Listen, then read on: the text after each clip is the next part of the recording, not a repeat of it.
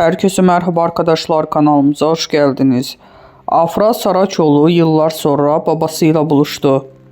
Başarılı oyuncu Afra Saraçoğlu uzun yıllar sonra babası Uğur Saraçoğlu ile barışık ilişkilerini yeniden kurdu.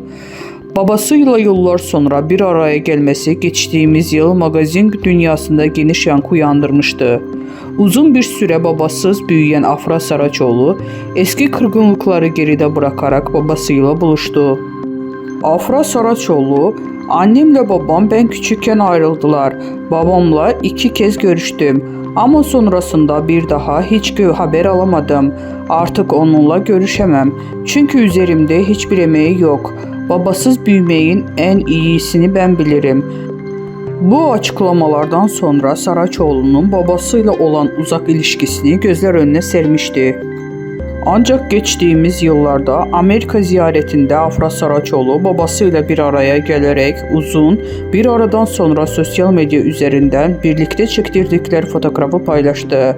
Bu barışma takipçileri tarafından olumlu bir şekilde karşılanmıştı.